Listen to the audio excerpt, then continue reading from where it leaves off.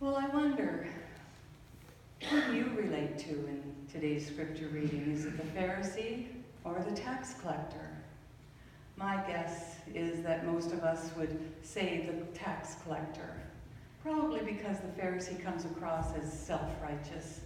And we would never consider ourselves as self-righteous. After all, self-righteous refers to behaviors such as smug, pious, hypocritical, pretentious, holier than thou, better than thou, pompous, self-satisfied.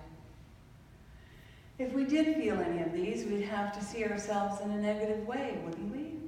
And our ego would never allow that, or would it? Actually, these are the very feelings that can feed our ego.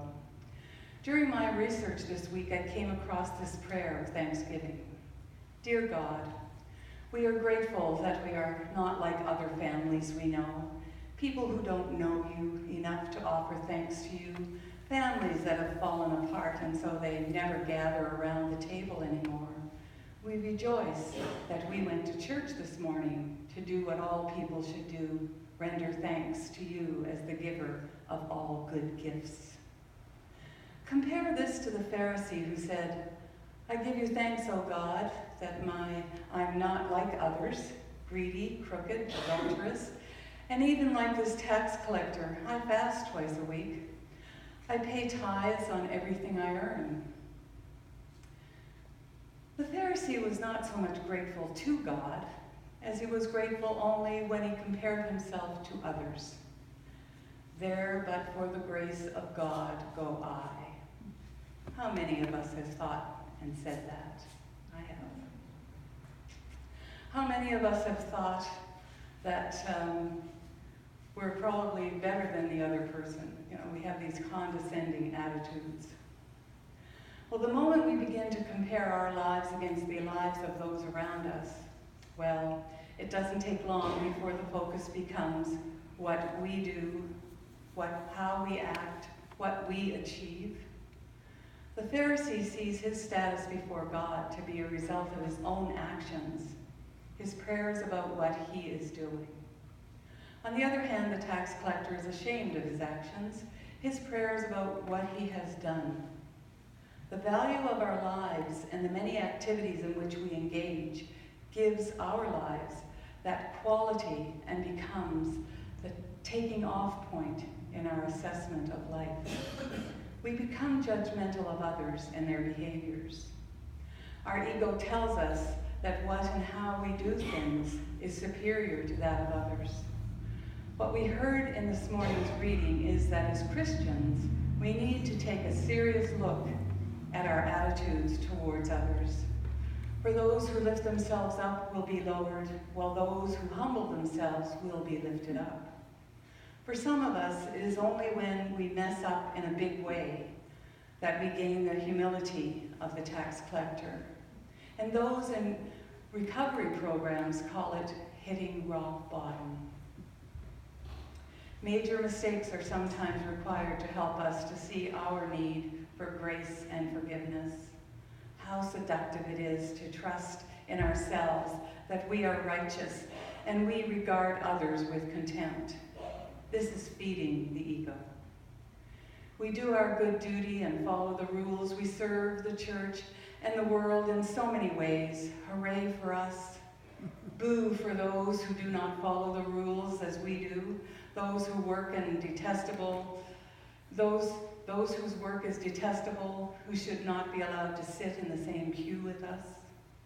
And even if we do not take our judgment upon others to this extreme, it can be difficult to avoid looking on some of them with contempt when they do not conform to our expected standards of behavior. And I think of the homeless. I think of people roaming around our church, leaving needles here and there. How do we think of them? I think of the man lying in the corner, spending the night out of the wind in the corner of the church. Comes to the church, it's a safe place. It's a safe place out of the weather. It's a safe place to lie down and sleep.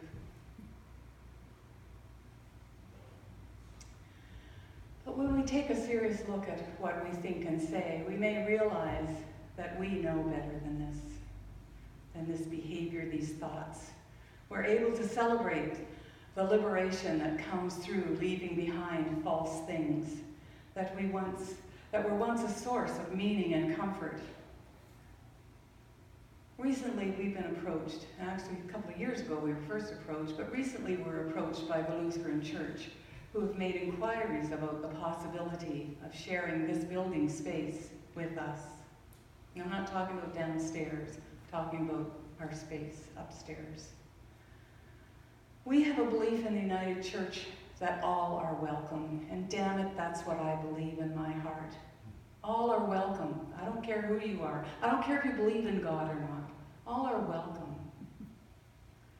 But I wonder how welcoming we will be if there are different looking items around our church. I wonder how welcome we'll be if the kitchen is used by people who put the salt and pepper in a different place than we're used to.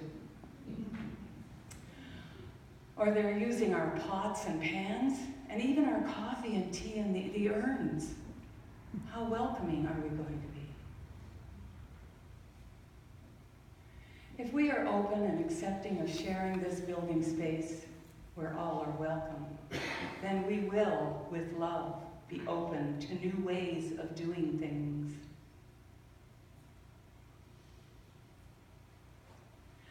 By looking at the tax collector's prayer as a model of prayer, we're drawn to consider the great mercy of God. The mistakes of the tax collector were undoubtedly real and serious. After all, tax collectors commonly stole from those they taxed and pocketed the money for themselves. They collaborated with the oppressors of their own people. They accepted bribes as a matter of routine. In other stories, we see repentant tax collectors engaging in restitution, but not here. This story is interested only in his trust in God's mercy. If a tax collector can find mercy before God, who is excluded? So this week, when you notice others who look and or behave differently than you, pause and ask yourself, am I being self-righteous in my attitude towards this person or these people? And so be it. Let us sing Voices United number 422, God be with you till we meet again.